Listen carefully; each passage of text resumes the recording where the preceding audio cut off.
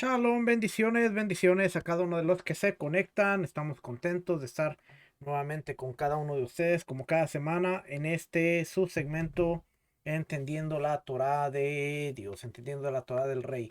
Como cada semana decimos, nos hemos dado a la tarea de estudiar las leyes alrededor de los mandamientos para poder entender un poquito mejor cómo podemos vivir y cómo podemos observar muchos de los mandamientos que el Eterno nos ordena en su Torah, a muchas de las cosas que están ahí, están escritas, pero no podemos entenderlas a menos de que profundicemos en el estudio. Y yo creo que una de las claves sí es el estudio de la Parashá año tras año, porque nos va ayudando a entender un poquito mejor, pero también estudiar los recursos adicionales como son la Mishnah, el Mishneh Torah y este tipo de documentos que están ahí para nuestro beneficio, para ayudarnos a entender, nos va a acelerar un poquito el proceso de poder crecer en la observancia de los mandamientos. La semana pasada empezamos a hablar acerca de las leyes de los elementos. Déjame agarro mi libro porque para decirle bien.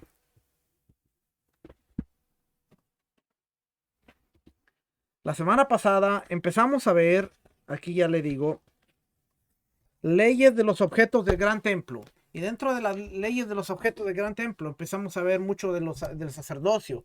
Vimos que estaba dividido en 24 órdenes. Los levitas también tenían 24 órdenes. Israel tenía 24 órdenes. Eso quiere decir que no todo Israel subía al templo a ver la ofrenda a Tamid, pero tenían representantes de cada uno de los distritos y siempre había personas que estaban representando a toda la nación. Lo mismo que el Sanedrín. Cuando vemos el Sanedrín, no estaba compuesto de puros sacerdotes, estaba compuesto de 23 sacerdotes, 23 levitas y 23 personas que eran del pueblo de Israel. Así que este conjunto de 23, cada uno de ellos hacían las decisiones basado en el área sagrada, que eran los sacerdotes, el área que le correspondiera a los levitas y el área civil que le correspondiera a los israelitas. También tenían voz y voto. Por eso cuando escuchamos decir cosas como, por ejemplo, no, en el primer siglo el sacerdocio estaba corrompido y el Sanedrín estaba corrompido. Bueno, tenemos que ver entonces, uno, el sacerdocio estaba corrompido, cierto, pero no todo. Había una familia, era la familia de Ananías, Caifás, la que había corrompido y algunos otros que venían comprando el sacerdocio. Así es que algunas familias se habían corrompido, no todo el sacerdocio. Caifás y su familia habían tomado control del templo y de lo que se hacía basado en los negocios del templo. Pero decir que el sacerdocio se estaba corrompido, es decir, los miles y miles de sacerdotes, todos se habían corrompido, es algo extremo. Es algo generalizar algo. Le estoy diciendo esto porque de repente hay por ahí personas que dicen, no, es que esto es así, el sacerdocio se corrompió y no nos ponemos a ver la magnitud de, ok, eran miles y miles y miles, como hemos visto. Solamente para las fiestas subían miles de sacerdotes a trabajar. Entonces quiere decir que miles y miles y miles de sacerdotes que vivían en Jerusalén y su alrededor, ¿estaban todos corrompidos?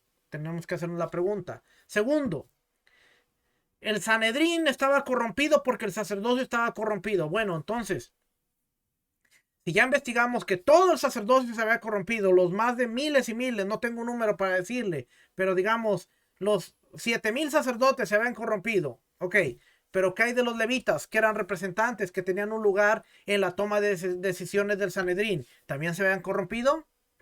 ¿Qué hay de los representantes de Israel, que también tenían un lugar en la toma de decisiones? Entonces, estamos deduciendo que el sacerdocio, los levitas y los representantes de Israel, por lo tanto, toda la nación, o sea, no había ni una sola persona que se dedicara a guardar Torah, todos estaban corrompidos.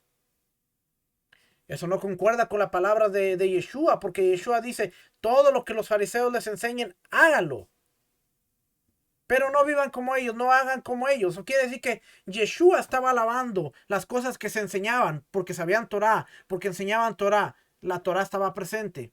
Entonces, argumentos como decir todo el Sanedrín estaba corrompido es no entender la composición del Sanedrín. 23 sacerdotes, 23 levitas, 23 hombres de Israel. No podemos generalizar.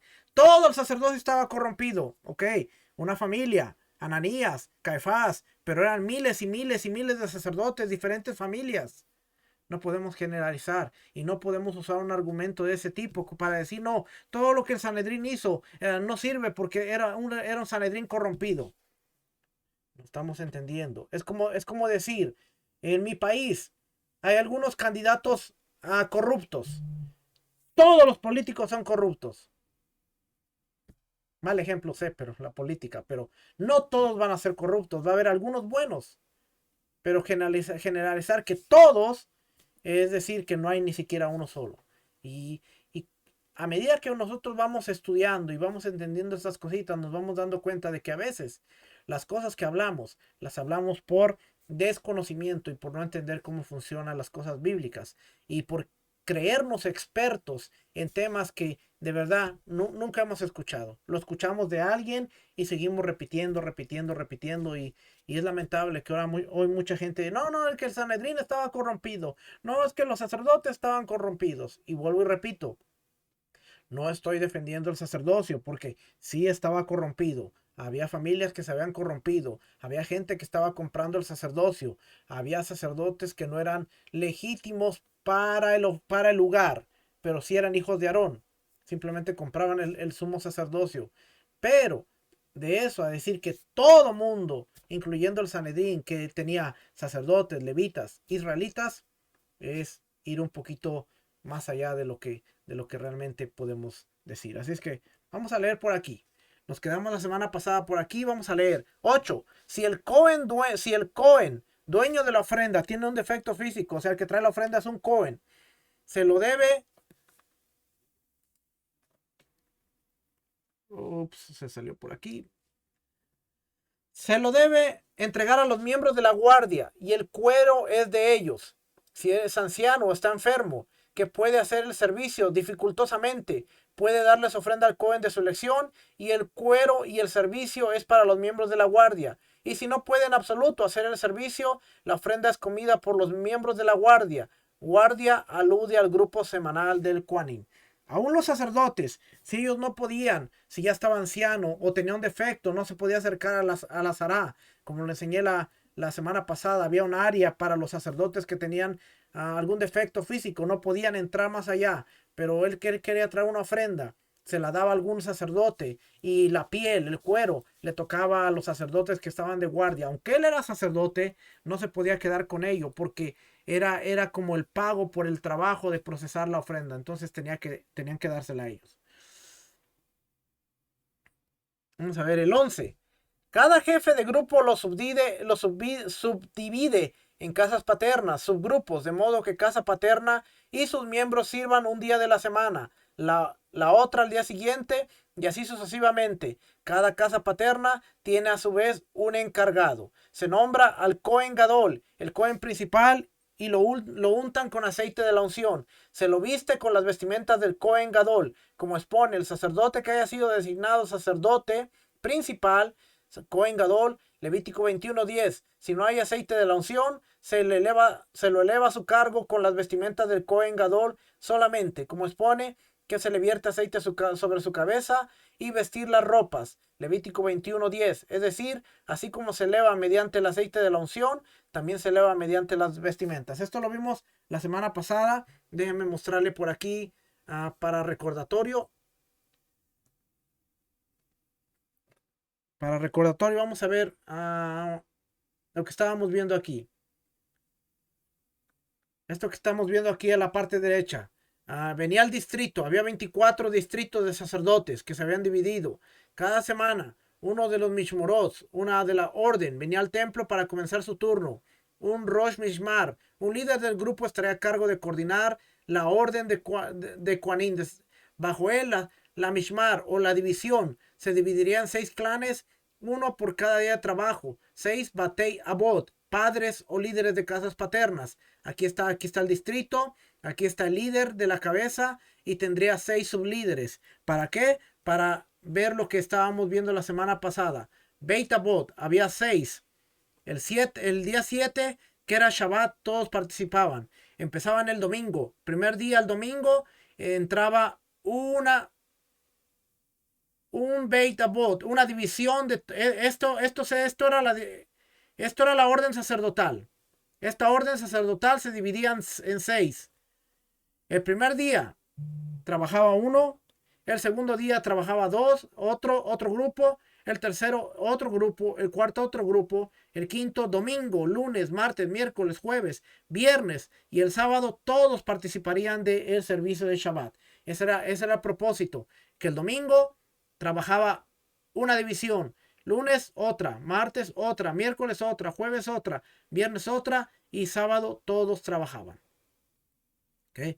Eso es lo que vimos la semana pasada.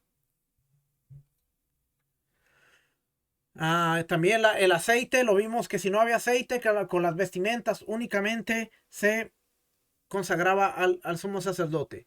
¿Cómo es el proceso de elevarlo mediante las vestimentas? Se visten las 8 vestimentas, se las quita y al día siguiente vuelve a vestirlas. Esto lo hace por 7 días consecutivos, como expone, aquel de sus hijos que lo suceda vestirá 7 días. Mire, interesante, porque a veces pensamos que se tenía que las vestiduras, pero ¿cómo funcionaba? Así como funcionaba la ordenación, que 8 días tenían que ser ungidos y esperar a la puerta del tabernáculo. En Levítico y en Números lo vemos que Aarón fueron ungidos y 8 tuvieron que esperar 7 días y al octavo día ya estaban consagrados. Bueno, en las vestimentas, aunque no hubiera aceite, tenían que usar las vestimentas, quitárselas y ponérselas por 7 días consecutivos y al octavo día quedaba consagrado como sumo sacerdote, como el sacerdote principal. Así es que el proceso, aunque no hubiera aceite, el proceso con la vestimenta era lo mismo. Se ponía las vestimentas por 7 días, se las ponía y se las quitaba, porque acuérdese, en el templo no podían dormir con las vestimentas sacerdotales y mucho menos las del sumo sacerdote. En la noche, cuando ellos llegaban a la noche, se quitaban la ropa sacerdotal, la ponían debajo de su cabeza como almohada y así dormían. No podían dormir con la ropa sacerdotal. ¿Por qué? Porque si tenían alguna contaminación durante la noche, contaminaban también la ropa y nadie podía dormir con la ropa sacerdotal, menos el sumo sacerdote. Así es que se la ponía en la mañana durante el día, se la tenía que quitar a la hora de dormir. Se la ponía otra vez, durante 7 días. Ok, ya vimos esto. Se viste la vestimenta 7 días. También la unción del aceite es 7 días consecutivos. Y si sirve antes de vestir estas vestimentas 7 días o ser untado o ungido todos los 7 días, su servicio es válido. Siendo que usó las vestimentas o fue ungido una vez, es Cohen Gadol respecto de todo. Ramban da su opinión y dice, si no se completó el proceso de 7 días, a su servicio como quiera es válido, pero se requería que fueran 7 días. 16. También se nombra a otro Cohen para que sea el vice del Cohen, como el vicepresidente, el vice del Cohen Gadol, como un virrey, y es denominado Segán, y designado. Está siempre a la derecha del Cohen Gadol, lo cual es un honor para él, y todos los Kohanim están a cargo del vice. Es el vicepresidente, es el Vicen Cohen Gadol. Él tenía una persona que lo iba a asistir en todo. Él iba a estar encargado de las órdenes, iba a estar encargado de todos los Kohanim, el vicepresidente. Porque el sumo sacerdote tenía mucho trabajo. Así es que se escogía uno que fuera el Segán. Vamos a ver aquí adelante, cuando él entraba a orar, siempre él estaba a su derecha. Vamos a seguir leyendo para ver qué hacía el Segán. Oiga, aquí el 17 no lo subrayé, pero mire, además se nombra por lo menos 2 caticolín, encargados principales, para que sean para el Segán, como el Segán es para el Cohen Gadol, y se nombra no menos de 7 amarcalín, otra especie de encargados, que están bajo los caticolín, y ellos son los que tienen las llaves de la azará, y si uno quiere abrir, no puede hasta que se unan todos los acarmalín y abran. 18. Se nombra por lo menos 3 tesoreros que están bajo los amarcalín, Los tesoreros son los que cobran todas las consagraciones y ante ellos se redimen las consagraciones y usan fondos para las cosas necesarias para el gran templo.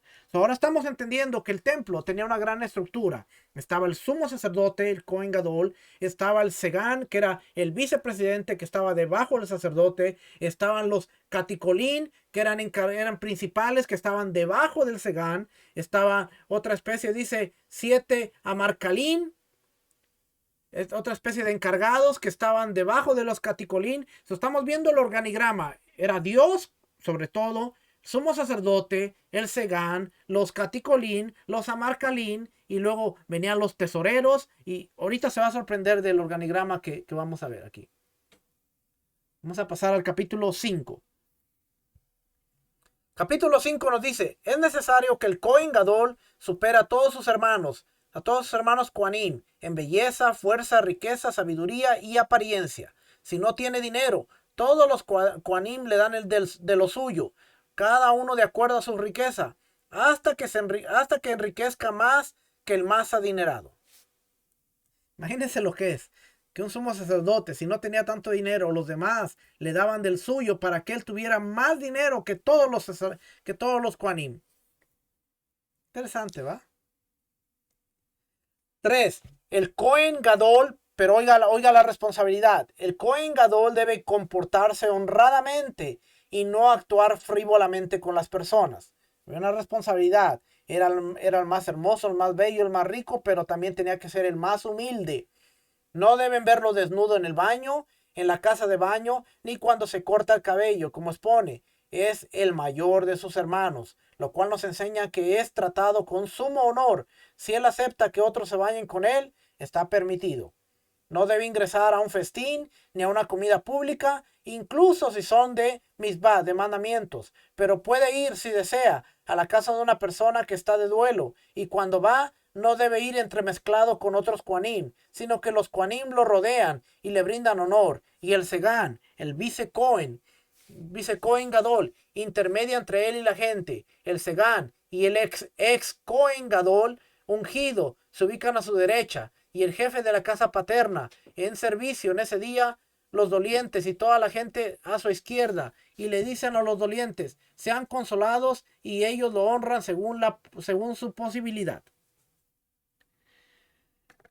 Estamos viendo cómo en el templo había cierto honor, había cierto honor a lo que era el sacerdocio, porque el sumo sacerdote tenía al Segán a la derecha, tenía al ex sumo sacerdote, el que había dejado el cargo, a la izquierda, y siempre tenía gente que estaba alrededor, no como seguridad, sino dándole honra a lo que era el sumo sacerdocio. Pero él dice, él no tenía que actuar frívolamente, tenía que ser una persona honesta y tenía que ser una persona humilde. Así es que prácticamente el honor que Dios le daba requería que también él fuera recíproco en su actitud hacia las personas, y también hacia la forma de cómo se comportaba con los hermanos o con Israel.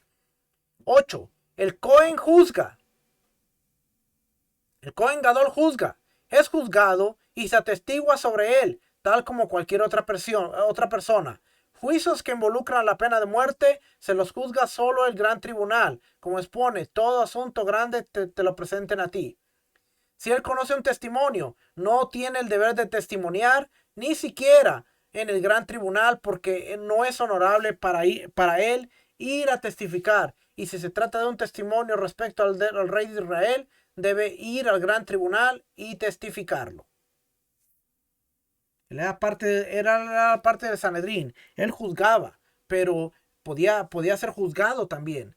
Juicios que involucraban la pena de muerte, sabemos que eran del Sanedrín, y ellos tenían que dictaminar si la persona era culpable o no. Si él conocía un testimonio, él no tenía que ir porque no era honorable. Pero si el testimonio era en contra del rey, acuérdense, el Sanedrín podía juzgar al rey también. Por eso le digo que había 23 sacerdotes, 23 levitas y 23 personas de Israel. Así es que él podía testificar delante del tribunal si era en contra del rey. Si era en contra de otra persona, no se le miraba muy honorable que él estuviera testificando. 11. Cuando el Kohen Gadol ingresa al Ejal, el área del templo, para posternarse, para inclinarse, tres personas lo sujetan, uno a la derecha, uno a la izquierda, y el tercero sujeta las piedras preciosas del efod. Desde atrás ingresa al Ejal y se posterna. Cuando el Segán escucha el sonido de sus pies saliendo, le levanta el parojet, cortina que estaba a la entrada del Ejal, para que pueda salir fácilmente, y luego que sale ingresan sus hermanos Kohanim, se posternan y salen. Contrario a lo que se nos había enseñado, que las campanitas de la vestimenta era por si entraba y adentro moría y pudieran sacarlo, las campanitas servían como aviso para hacerle saber al Eterno, a Dios, que él iba a pasar por las dos cortinas para presentarse al arca. Y también cuando él entraba a orar, las campanitas servían de aviso para el Segán que estaba afuera. Había una cortina y cuando él escuchaba las campanas le levantaba la cortina. Acuérdense, las cortinas eran pesadas, se las levantaba para que él pudiera salir fácilmente. Así es que las campanas también servían como aviso para cuando el Kohen Gadol hacía su servicio, y contrario a lo que nos habían enseñado de que eran campanitas para escuchar. Si no se escuchaban, el sacerdote había muerto y había que sacarlo con una cuerdita.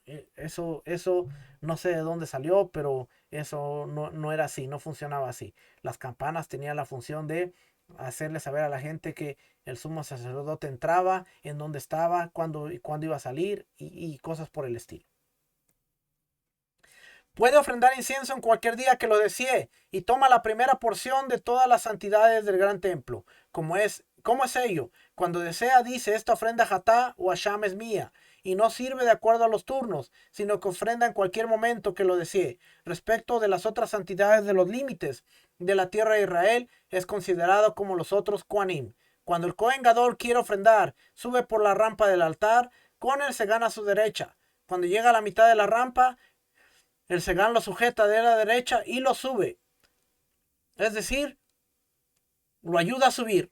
El Cohen que lleva la cabeza del animal de la ofrenda olá le extiende los miembros del animal que tiene en su mano. Entonces el Cohen Gadol se apoya sobre ellos y los arroja al fuego del altar. Hemos estado viendo el proceso de las ofrendas y vemos que había varios sacerdotes que traían las diferentes partes del animal, las ponían en el altar y después iban a orar, regresaban, tomaban las partes del animal, subían al altar y de ahí las aventaban al fuego. Bueno, en un caso de que el Cohen Gadol dijera: yo quiero participar del servicio y quiero poner las extremidades del animal en el fuego, él lo podía hacer a la hora que él quisiera.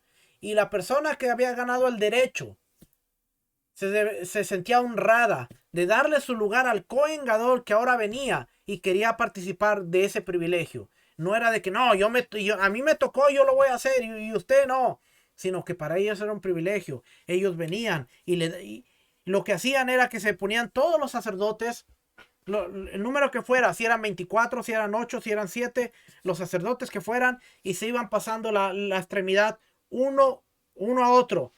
Pasaba por todos los sacerdotes hasta que llegaba el último, y el último se la entregaba en la mano al Cohen Gadol. Ese era el honor que le tenían. No era de que, pues ahí está la pieza, agárrala. No, se formaban y pasaban la pieza que el Cohen Gadol, él llegaba a la mitad de la rampa, estaba larga la mitad. Cuando llegaba a la mitad, el Segán, el vicepresidente, lo tomaba de la mano y le ayudaba a subir hasta que subía hasta arriba de la rampa. Ya estando allá arriba, entonces aventaba la extremidad que le tocara.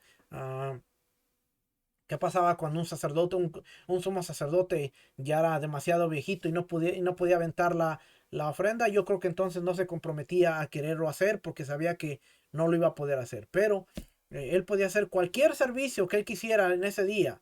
Él podía tomar el lugar de decir: yo voy a hacer esto. Y la persona tenía que sentirse bien y no sentirse como que había sido desechada o había sido tomada como nada. Hace tiempo era muy común que de repente había privilegios en la iglesia, los famosos privilegios. Hermana, hoy le toca el privilegio. Hoy tiene privilegio en la iglesia y la persona bien contenta. Me toca privilegio porque voy a orar, porque voy a cantar, porque voy a recoger la ofrenda, porque voy a hacer X cosa. Y la persona tenía privilegio. Pero llegando al servicio, de repente al pastor o al encargado o lo que pasaba, se le olvidaba que la hermana, el hermano tenía privilegio.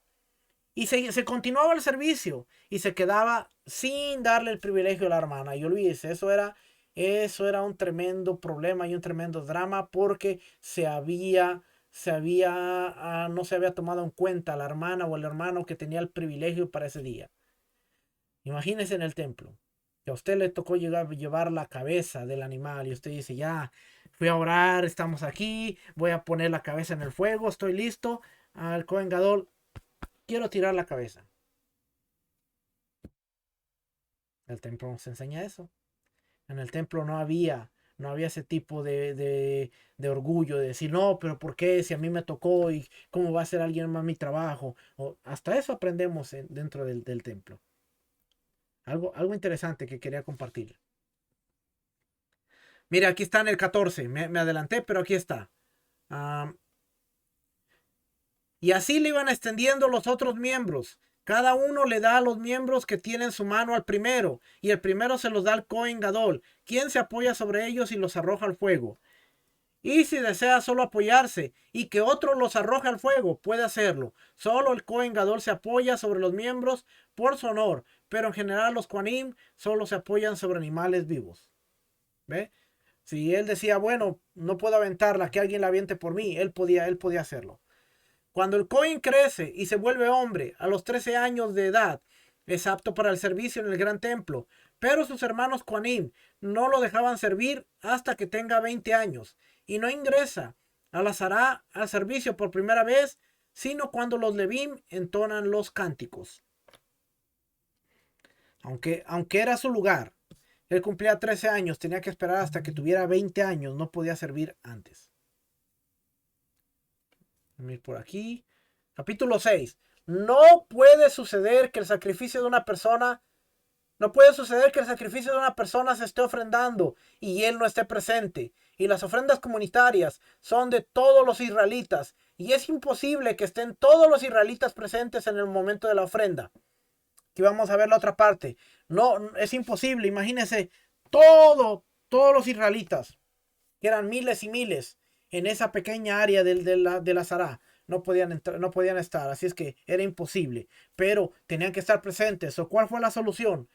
Por ello, establecieron los primeros profetas que se elija ciertos israelitas idóneos y temerosos del pecado. No eran cualquier persona, tenían que ser idóneos y temerosos del pecado, para que sean emisarios de todo Israel, para estar presentes en las ofrendas. Estas personas se denominan miembros del Mahamat.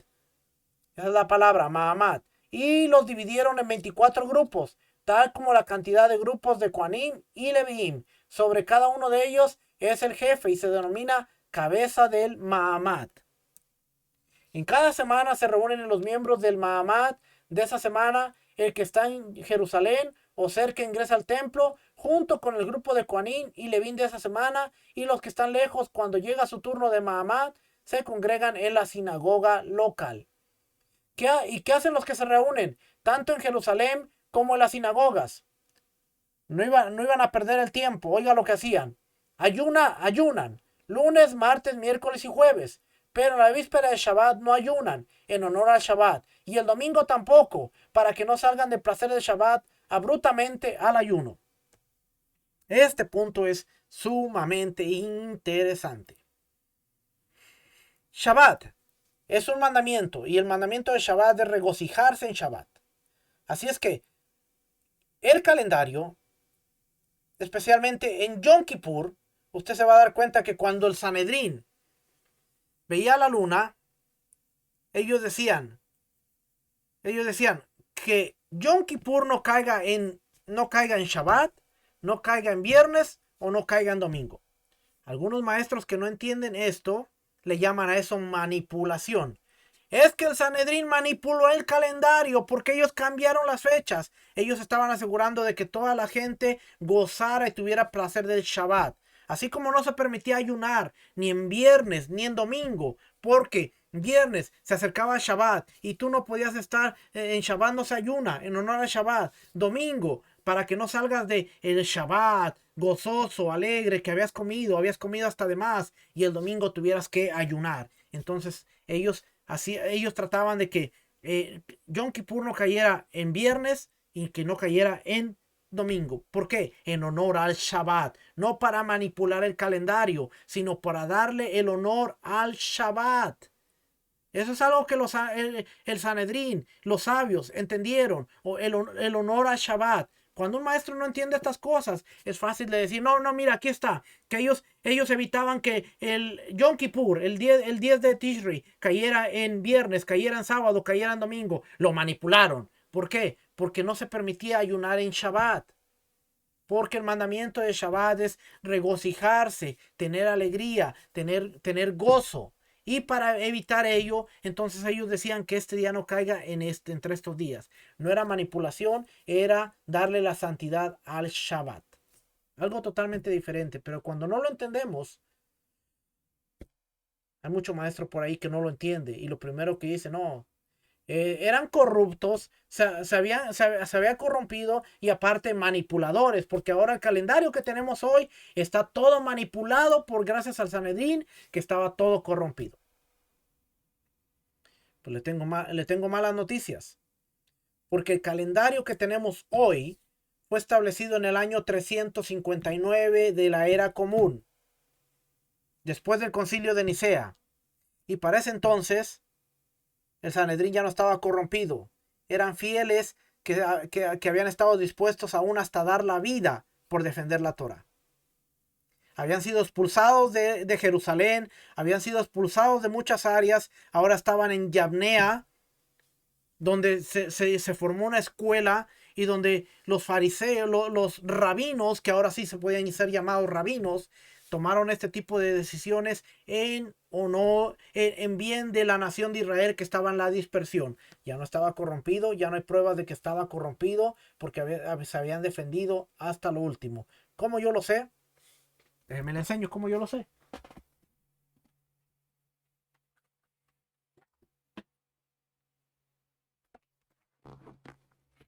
Este librito, historia del pueblo judío, es en la era del segundo templo. Le da todos los detalles. Queremos hablar de Sanedrín, queremos hablar del calendario, queremos hablar de todo lo que hoy no estamos de acuerdo. Estudiemos la historia. Nos vamos a sorprender. Cuando estudiamos la historia y cuando aprendemos muchas de esas cosas, vamos a aprender de que,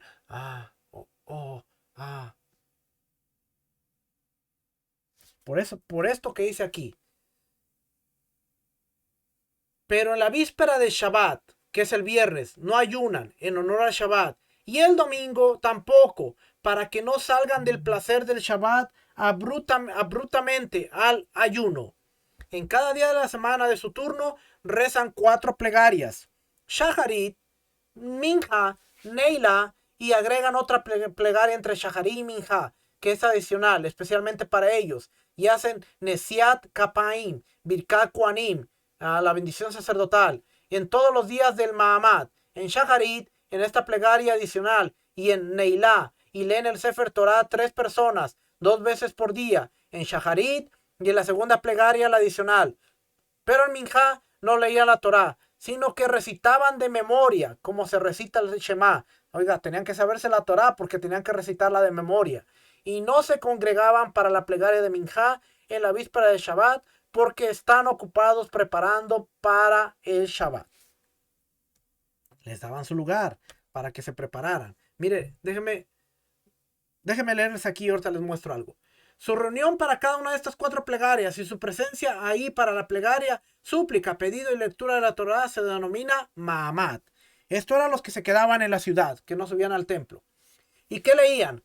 Leían sobre la creación del mundo, el primer capítulo de Bereshit, como se expone a continuación. El domingo leen Bereshit y Hiyei Raquía. Lunes, Hiyei Raquía y Ikabu Hamaim. Martes, Ikabu Hamaim y Hiyei Meorot. Miércoles, Hiyei Meorot y Isretsu Hamaim. Jueves, Isretsu Hamaim y Totse Haares. Viernes, Totse Haares y Vallehulú. Una porción de la Torá que es grande la leían entre dos personas y una pequeña la leía solo una persona, y las dos porciones que leen a la mañana son las que repiten y se leen en la segunda plegaria en el Sefer Torá y se vuelven a recitar de memoria en Minja. Los 8 días los 8 días de Hanukkah, los miembros del Mahamad no hacían Mahamad en Shacharit, reunión, y cada día en el que hay ofrenda Musaf no había Mahamad, ni en su segunda plegaria, ni en Minjá, sino en Shacharit y Neilá solamente. Y cada día en que hay una ofrenda de maderas, no había Mahamad, en Neilá, sino en Shacharit y en la segunda plegaria y en Minjá.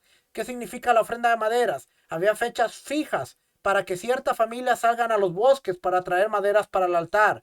Y el día que una familia le toca traer maderas, también presentan ofrendas voluntarias, olá. Esto es ofrenda de maderas. Y era para ellos como un Yom Tov, como un día de fiesta, teniendo prohibido hacer esped, discurso por un difunto, ayuno y trabajar. Oiga, porque aquí vamos a ver el 11. Los miembros del Mahamá tienen prohibido cortarse el pelo y lavar ropa toda su semana. El jueves lo tienen permitido por honor al Shabbat. ¿Por qué tienen prohibido cortarse el pelo y lavar ropa? Para que no ingresen a su turno de mamad estando despreciables, sino que se corten el cabello y laven sus ropas de antemano. No que no se la podían cortar, sino que cuando llegaba el tiempo de su servicio, tenían que estar listos. No era que esta semana me toca servir, pero no tengo ropa, no me he cortado el pelo, no esto, sino que era una planeación. Ya sabían cuándo les tocaba y entonces tenían que prepararse. En el tiempo de su servicio no podían lavar ropa, no podían hacer todas estas cosas. Déjenme le enseño aquí. Vimos las 24 órdenes, cómo servían. Después, los levitas. Esta también la vimos la semana pasada. Había 48 ciudades levíticas. Había 24 distritos. Y aquí está cómo estaba el príncipe de la tribu, el Rosh Mamad, el cabeza de la orden, y también se dividían en casas. Y aquí estamos viendo, Judá tenía 2 distritos, 2 ciudades levíticas, por lo tanto tenía 2 distritos. Simeón 2, Benjamín 2, Efraín 2, Dan 2, la media tribu de Manasés tenía 1, Isaacar y Asher tenían 2, la media tribu de Manasés. Asher tenía 2, Neftalí 2, la media tribu de Manasés tenía 1, Rubén 2, Gad 2 y Zebulón 2. Tenían 24 por las 48 ciudades levíticas. Aquí vemos número de hombres representados por cada distrito. 12. 12 de Judá, 12 de... en total eran 24 personas por el distrito de Judá. 24 por Simeón, 24 por Benjamín, 24 por Efraín, 24 por Dan, 12 por la media tribu de Manasés, 24 por Isaacar, 24 por Aser, 24 por Neftalí, otros 12 por la otra media tribu de Manasés, 24 por Rubén, 24 por Gad, 24 por Zabulón. En total eran 24 distritos, 144 hombres representando a cada distrito, y había un total de 288 hombres que eran los que representaban al pueblo. Aquí está, 288. Y aquí vemos la orden completa. Había 24 órdenes sacerdotales. Aquí está la orden de... No me quito esto aquí. Aquí está la orden de sacerdotal. Aquí están los levitas. Y aquí están los israelitas, los mamadot. Aquí están los 24. Y aquí están los meses cuando servían. Así es que en Nisan La primera semana de Nisan y la primera semana de Tishri le tocaba la orden de sacerdotal de Joirabib. La tocaba la orden de Asaf y le tocaba a 24 representantes. ¿Okay? Vamos a ver qué nos dice por aquí. Aquí está, mire. Había 288. Así es que el día 1, como era domingo, nadie ayunaba. Acuérdese, viene saliendo el Shabbat, nadie ayunaba. El día lunes, 6 por cada distrito. Había 24. 72 hombres en ayuno. El día 3 había 72 hombres. El día 4 había 72 y el día 5 había 72. ¿Por qué ayunaban? El día 1 ayunaban, hacían ayuno por la oración por los viajeros en el mar. El día, este era lunes. Martes, oración por los viajeros en la tierra. Miércoles, oración por los jóvenes. Jueves, oración por las mujeres embarazadas. Viernes, era víspera de Shabbat, nadie ayunaba y Shabbat era Shabbat y el domingo también era después de Shabbat. Pero estos eran los 4 días que ayunaban.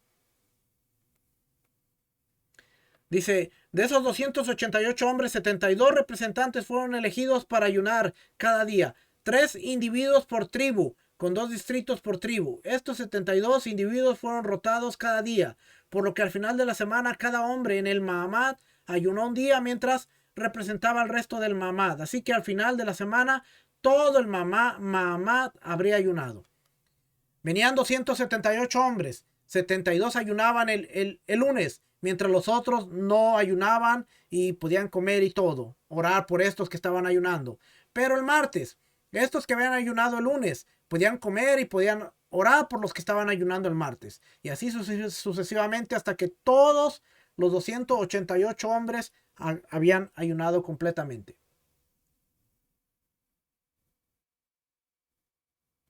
Aquí era lo que le estaba diciendo, el organigrama, el Cohen Gadol, el Segán, que era el vicepresidente, el vice Cohen Gadol, los Caticolín, oficial general. Vea que todos están debajo del Segán, que era el vice Cohen.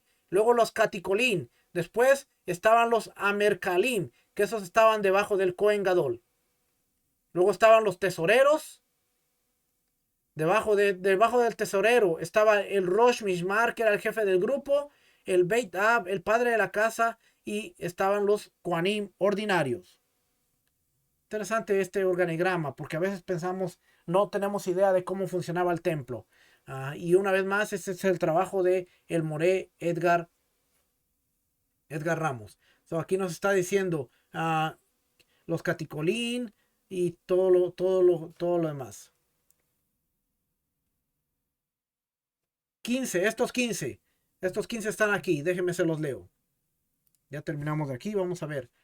Habían 15 encargados en el gran templo. Así también se debe designar siempre un encargado para cada una de las siguientes cosas, a saber, había uno para los horarios, 2, otro encargado para cerrar los portones, 3, sobre los guardias, el que estaba encargado de la guardia, 4, el que estaba encargado de los cantores, 5, platillos y los otros instrumentos musicales, 6, para los sorteos, las loterías, 7, para las palomas, 8, para los sellos, 9 para las libaciones, 10 para los enfermos, 11 para el agua, 12 para la preparación del Lejen Japanim, el pan de la presencia, 13 para la preparación del incienso, 14 para la preparación de las cortinas, los velos, y 15 para la preparación de la vestimenta del Cohen Gadol.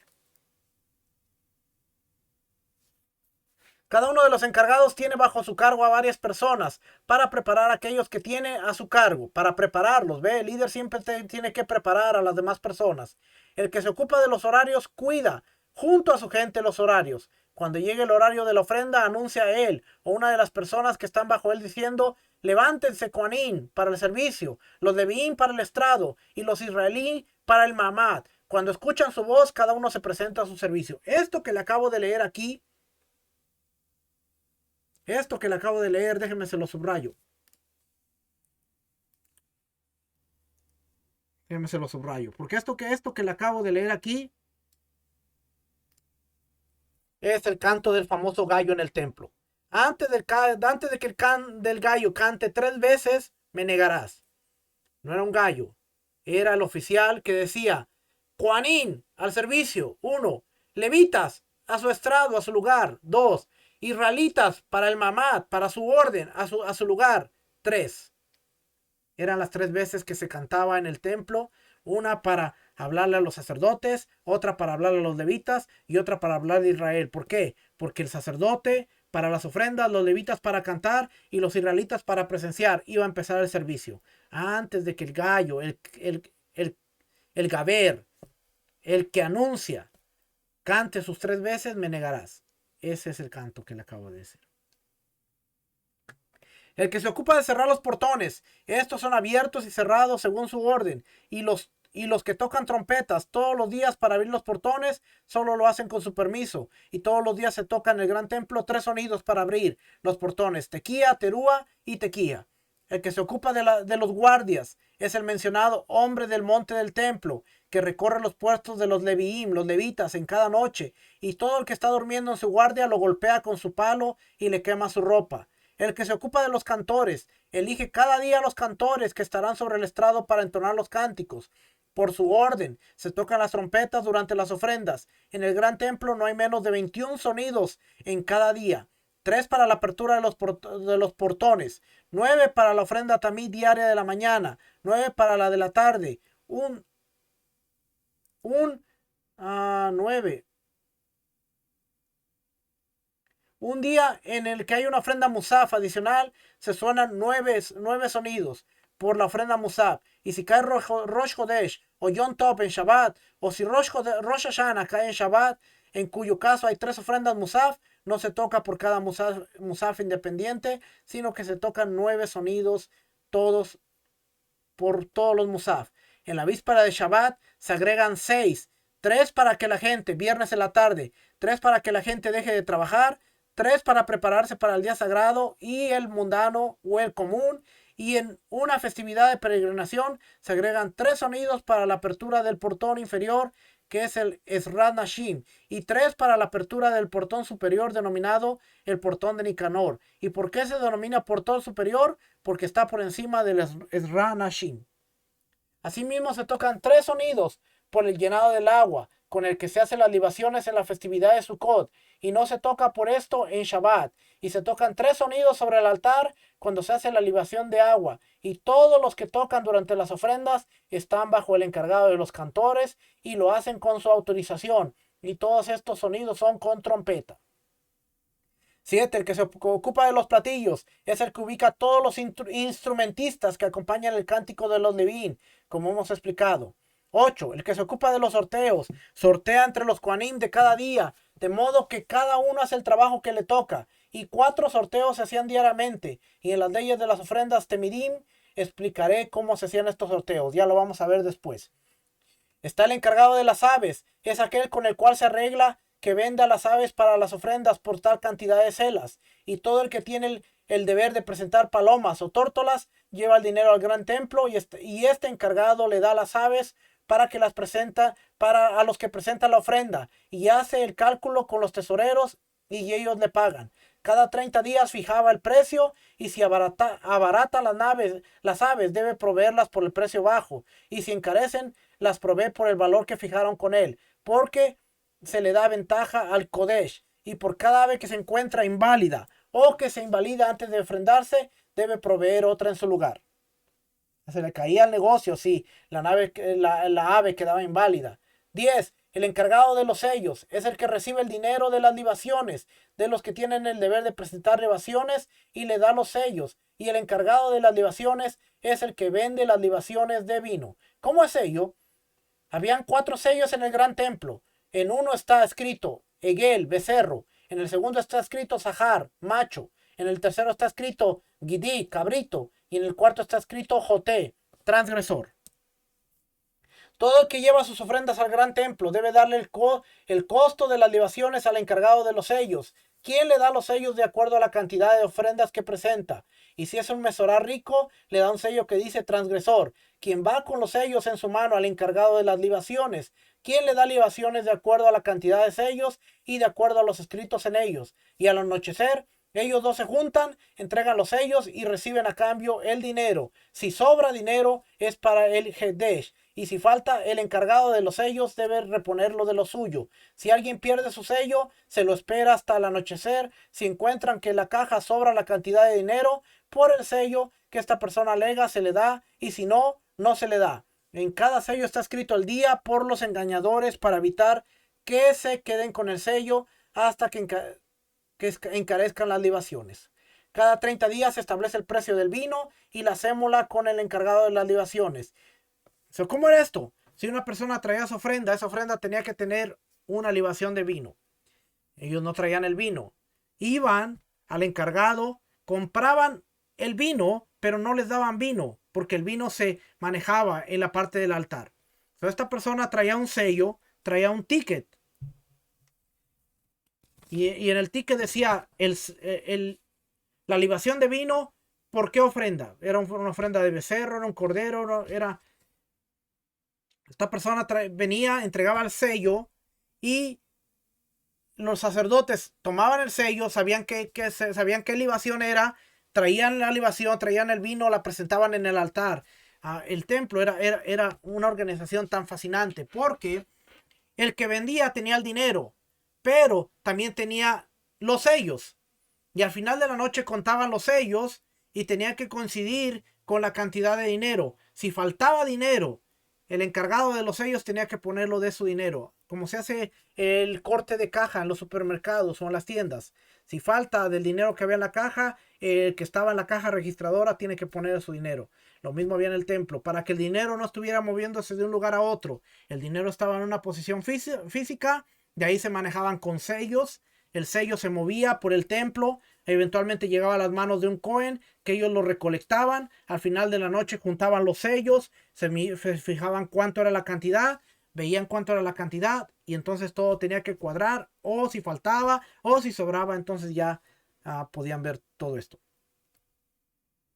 14. Dado que los Kohanim se paran descalzos, ellos no tenían zapatos, no tenían sandalias, siempre sobre el suelo, comen mucha carne y no tienen ropas en el horario de servicio, sino una túnica, tienen problemas estomacales. Por ello se designa un encargado para que los visite y cure de sus dolencias y se ocupe de ellos siempre, tanto él como las personas a su cargo.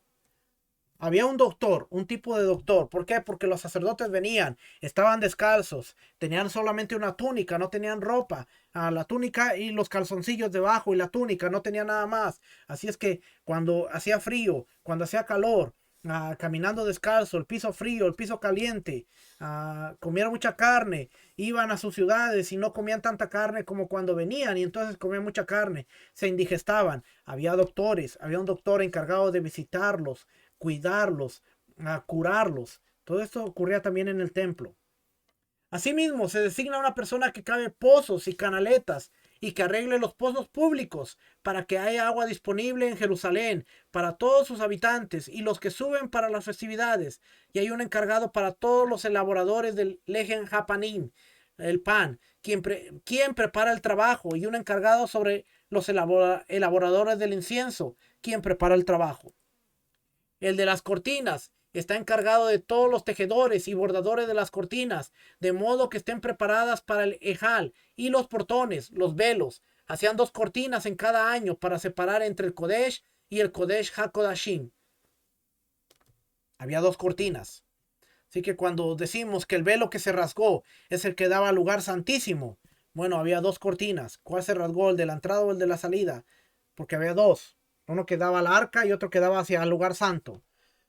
No se pudo haber rasgado ese velo. Y aunque se rasgó, no se podía ver el arca, porque había 2 velos. ¿Cuál se rasgó? Se cree que se rasgó el de la entrada al lugar santo, el que estaba en la puerta, enfrente del altar. Ese fue el que se cree que se rasgó. Pero cuando no entendemos estas cosas decimos, no, se rasgó el velo que da al lugar santísimo. No, había 2 velos ahí.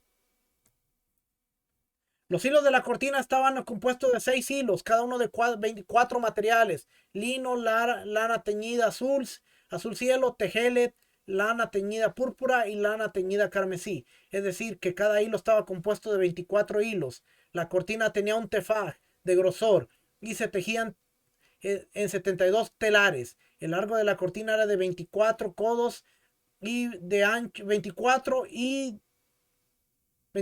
de largo y 22 de ancho. Codos. En el segundo templo, oiga bien esto, oiga bien esto.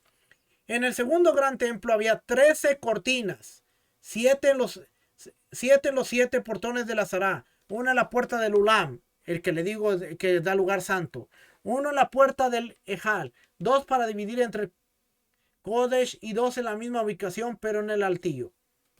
Arriba del lugar de santo y santísimo, ahí donde está la división, pero en el segundo piso había otros 2 velos.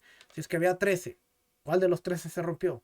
Sería buena pregunta para decir, el velo que se rompió en el templo, ¿cuál de los 13 se rompió? ¿Me podía explicar? ¿Sabía que había 13 velos? No haga eso, no haga eso. 19. Todos los objetos que estaban en el gran templo estaban duplicados y triplicados, porque si los primeros se impurificaban, traían otros en su lugar. Había 2 o 3 de cada cosa. El encargado de la confección de las ropas de los Kohanim se ocupaba de la preparación de las vestimentas de los Kohanim comunes y del Kohen Gadol y en su tejido. Y bajo su cargo se hacía todo. Él tenía una sala en el gran templo, tenía un cuarto para hacer todo esto. Hay 3 clases de vestimenta de Kohanim: las vestimentas del Cohen regular, las vestimentas de oro y las vestimentas blancas. Las vestimentas del Cohen regular son 4: túnica, pantalones, turbante y cinturón. Las 4 son de lino blancas, cada hilo compuesto de 6 hilos y solo el cinturón tiene bordado lana. Las prendas de oro son las vestimentas del Cohen Gadol, que consisten en 4 prendas: las 4 del Cohen, las cuatro de todo Cohen, la sotana, el efod, el Hoshen y el Sit, placa que iban en su frente, que solo el sumo sacerdote podía usar.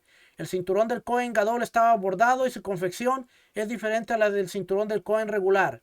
El mitznefet, escrito en la Torah respecto a Aarón, alude al turbante expuesto respecto de sus hijos, solo que en el caso del Cohen Gadol se lo envolvía en su cabeza, como quien envuelve una fractura, y en el caso de los hijos y todos los Kohanim se le pone como un sombrero por sobre la cabeza, y por ello se denomina turbante.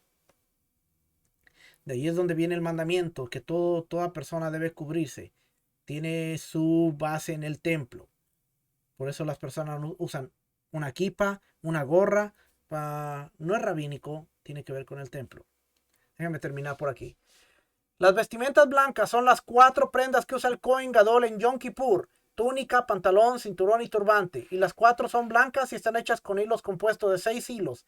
Estas son hechas de lino. Y el Kohen Gadol tenía otras 2 túnicas en Yom Kippur. Una la vestía a la mañana y la otra al atardecer. El valor entre ambas era de 30 mané y se confeccionaban con dinero del Hedesh, del tesoro del templo. Y si quiere agregar, puede agregar a su bolsillo, consagrar el adicional y luego le confeccionaba la túnica. Oiga bien, las vestimentas de Yom Kippur. ¿Por qué le digo que las vestimentas de Yom Kippur? Porque le voy a presentar algo.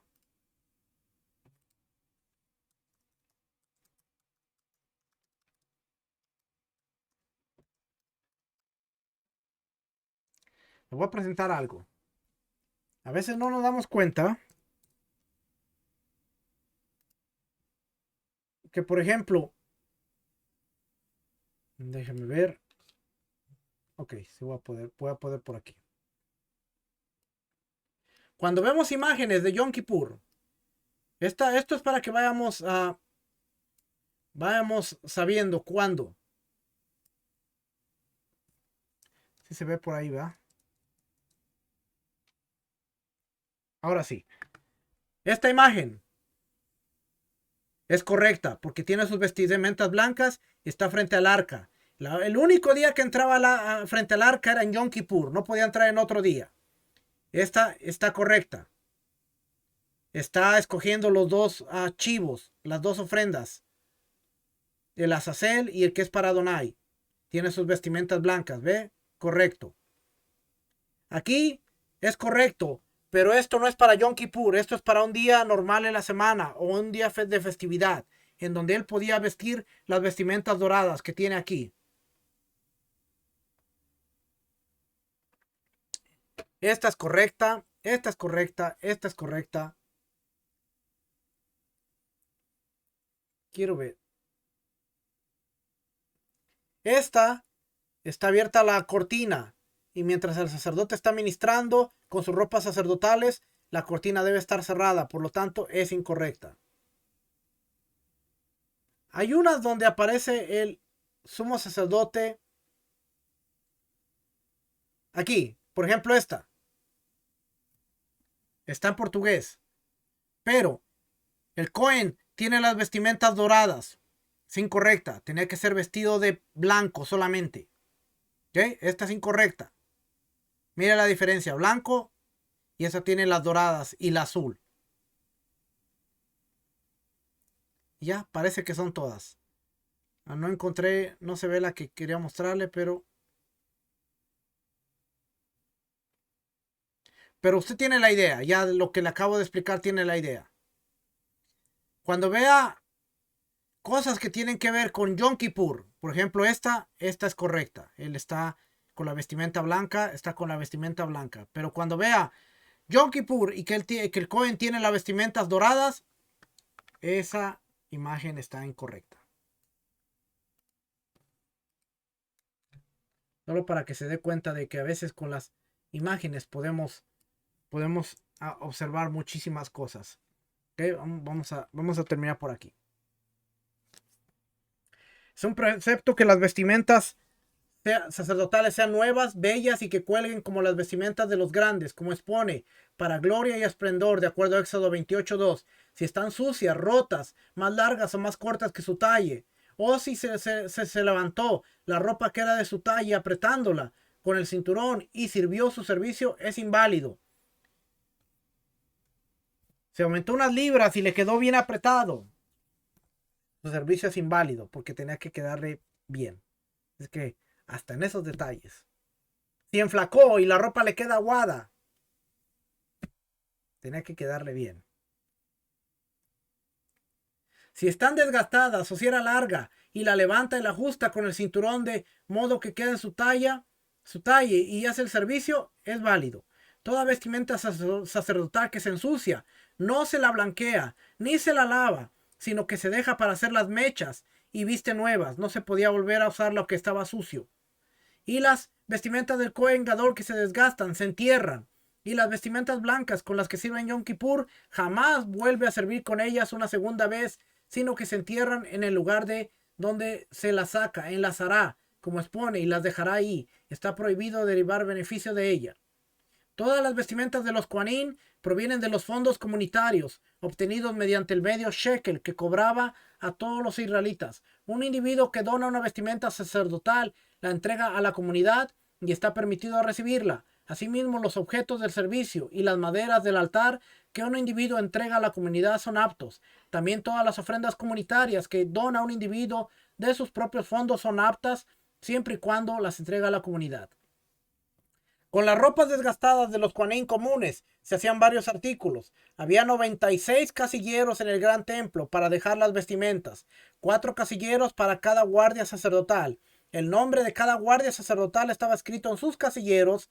Todos se cerraban con puertas. Cuando los miembros de la guardia sacerdotal ingresaban al servicio en la semana que les correspondía, abrían sus casilleros todos los días de su semana y tomaban las vestimentas. Y cuando salían, devolvían las vestimentas a los casilleros y los cerraban. ¿Y por qué hicieron 4 para cada guardia sacerdotal?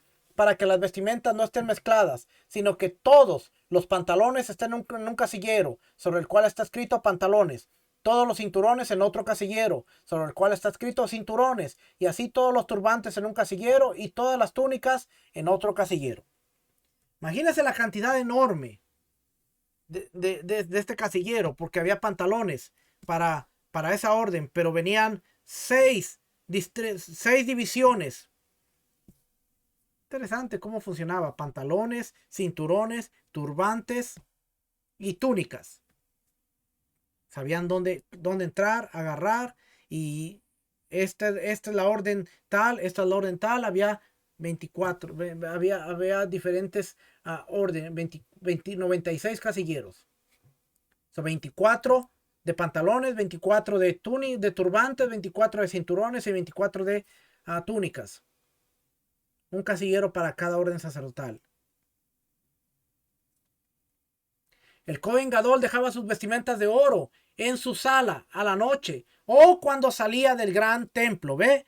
Cuando salía. Eso quiere decir que las películas que nos muestran que el Cohen andaba por ahí en el mercado o andaba persiguiendo a Yeshua ahí con la ropa sacerdotal, está mal. No salía, la ropa sacerdotal no salía del templo. Él podía salir, pero se vestía como en ropa común. Nunca salía con las ropas sacerdotales. 2. El Cohen común tiene prohibido vestirlo, sino en el momento de su servicio. También los sacerdotes normales, solamente cuando servían, podían vestirse. Los Cohen solo visten para el servicio vestimentas hechas con lana y lino. ¿Ok? Y 9. ¿Cómo se hace el sitz? Se hace una placa de oro de 2 dedos de ancho y que llegue de oreja a oreja y se escriben en 2 líneas Kodesh la Hashem. Kodesh abajo y la Hashem arriba. Es la placa que se ponía el sumo sacerdote que decía Santidad Adonai, Santidad Hashem. Es lo que decía ahí, Kodesh, la Hashem. O sea, cada que él servía tenía una placa aquí que le recordaba que había sido escogido por Hashem. Las letras sobresalen. Graba las letras de atrás estando pegado a cera para evitar que se rompa la placa hasta que sobresale. Está perforado a ambos extremos con un hilo de tejelet por abajo que ingresa de orificio a orificio para poder atarlo en la nuca. Okay, y ya eso era todo. Aquí nos está hablando de las vestiduras sacerdotales. El 10, cómo se viste un sacerdote. Ya no hay muchas cosas interesantes, pero ya no hay nada que podamos hablar en detalle. La semana que viene, leyes de ingreso al gran templo. Y ahí hay 15 preceptos. Y de esos 15 preceptos los vamos a estudiar la próxima semana. Yo espero que esta clase haya sido de bendición para poder entender un poquito cómo funcionaba el templo, porque creemos que el templo era un lugar de que cada quien hacía lo que le daba la gana o como quisieran, había encargados. Ahora con esto que acabamos de decir, tenemos que ver hasta qué punto estaba la corrupción en el templo con este organigrama y con todo este liderazgo que había. Si es cierto que Ananías y Caifás habían corrompido todo el sacerdocio, porque vimos que había líderes para cada cosa. Y aunque una familia se hubiera corrompido, las otras tenían voz y voto en lo que se hacía. Es que yo no estoy diciendo que no estaba corrompido en su totalidad, pero tampoco estoy aceptando que la gente generalice y diga, no, el sacerdocio estaba corrompido, el Sanedrín estaba corrompido, porque tenemos que estudiar un poquito más a detalle si queremos lanzar una acusación como la de esa magnitud. Así que familia, espero que el estudio haya sido de bendición. Nos veremos la próxima semana para seguir aprendiendo, seguir creciendo. Que el Eterno les guarde, el Eterno les cuide y nos veremos la próxima semana. Shalom, bendiciones. Shalom.